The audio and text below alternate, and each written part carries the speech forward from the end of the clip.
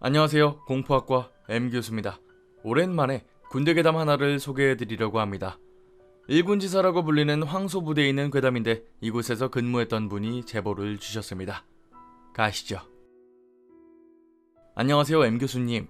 공포학과를 아주 재밌게 보고 있는 계란 한 판 바라보는 아저씨입니다. 벌써 10년이 다 되어가는 이야기입니다. 저는 황소부대, 흔히 일군지사라고 불리는 부대 소속이었고 그 예하에 있는 용인에 위치한 한 탄약대대에서 근무를 했습니다. 부대에 탄약고가 많아서 부지도 넓었고 부대 전체를 산이 둘러싸고 있어서 용인이라는 대도시에 근접해 있음에도 정말 사회와 단절되어 있는 곳이었죠. 그리고 부대를 중심으로 해서 수많은 무덤 또한 부대를 둘러싸고 있었습니다.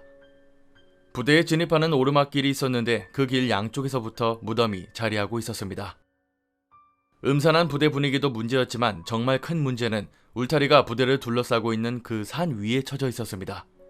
그 때문에 근무해야 되는 경계초소에 투입하려면 높은 산을 숨가쁘게 올라가야 했죠. 문제의 그날도 선임과 함께 헐떡이며 초소에 투입을 했습니다.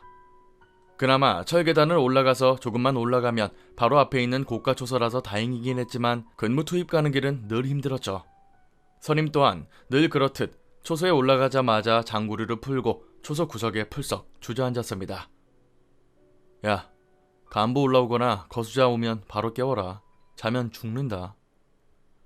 자기는 자면서 저한테 자지 말라고 혼내겠다는 말에 짜증났지만 혼나기 싫은 마음에 열심히 무덤이 보이는 울타리 바깥쪽을 보며 근무를 서고 있었죠. 새벽에 스산한 공기 속에서 1시간 정도가 흐르고 저도 슬슬 눈이 감기려는 즈음에 고요함을 깨고 초소에 비치된 전화기에 전화가 왔습니다. 통신보안 초소 근무자입니다. 졸지 않은 척 호기롭게 전화를 받았습니다. 그런데 수화기 넘어서는 정체 모를 소리가 흘러나오고 있었습니다.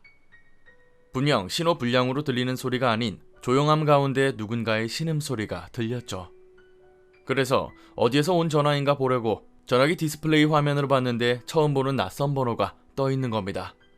그래서 놀라서 전화를 끊고 무슨 영문인지 몰라 전화 벨소리에 깨버린 선임에게 상황을 얘기했고 선임은 지휘 통제실에 전화를 걸어서 보고를 했습니다. 통신보안 초소 근무자입니다.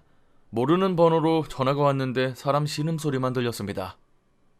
작은 수화기 너머로 어렴풋이 들리는 목소리에 선임의 표정도 굳어가고 네 알겠습니다 라는 선임의 대답을 끝으로 전화는 끝났습니다. 선임은 야 그냥 근무서 라는 말과 함께 장구르를 차고 평소와는 다르게 정말 열심히 근무를 서는 겁니다. 어색하고 긴장감 감도는 긴 시간이 끝나고 다음 근무자와 교대를 했습니다. 후번 근무자의 사수와 선임이 몇 마디 하는 걸 봤지만 대수롭지 않은 이야기겠거니 신경 쓰지는 않았습니다.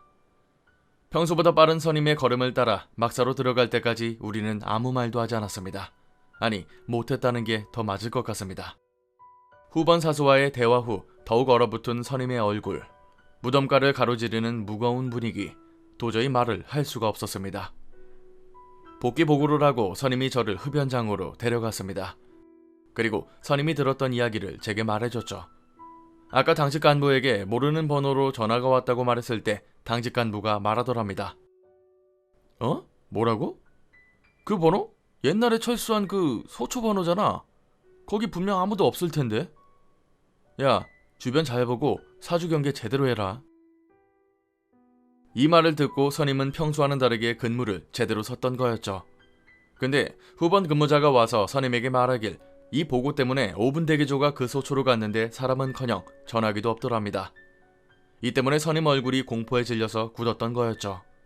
나중에 들은 얘기로는 옛날에도 부대에 무덤이 많았고 부대가 만들어질 때 수많은 무덤을 이장했다고 합니다. 하지만 문제의 소초 자리에 있는 어느 한 무덤은 도저히 연고자를 찾을 수가 없어서 결국 강제로 이장한 뒤 그 자리에 소초를 만든 것이라고 하더군요. 그 무덤 자리가 소초원들이 쓰던 체력단련장 쪽이었는데 그곳에서 운동을 하던 어떤 병사가 갑자기 후임을 죽이려고 한 사건도 있었습니다. 후임을 쫓아 달려가던 그 병사를 연병장에서 제압하고 진정 후에 자초지종을 물었더니 정작 본인은 아무것도 기억을 못하더라는 그런 이야기도 있었습니다. 이 외에도 전역하기 전까지 그 소초와 관련된 괴담을 많이들 들었습니다. 하지만 저는 직접 경험했던 일이 있어서 그런지 괴담으로 들리지는 않더군요. 전역한 지 어언 10년을 바라보고 있지만 아직도 선명한 기억으로 남아 있습니다. 그때 저한테 전화를 걸었던 게 누구였을지 아직도 궁금합니다. 전화가 왔는데 상대방 번호가 이미 폐쇄한 지 오래된 소초에서 걸려온 걸 알면 얼마나 무서울까요? 확인해봤더니 사람도 없고 전화도 없는데 그게 실제로 눈앞에서 일어나면 겁먹을 수밖에 없겠죠. 오늘 이야기는 제가 아는 군대괴담 중에서도 꽤나 무서운 축에 드는 이야기였습니다. 여러분이 아시는 군대괴담이 있으시면 공포학과에 제보 부탁드립니다. 잘 만들어서 우리 학생들과 공유하겠습니다. 오늘 강의는 여기까지입니다. 재밌게 봐주셨다면 공포학과에 입학 부탁드립니다. 공포학과 M교수였습니다.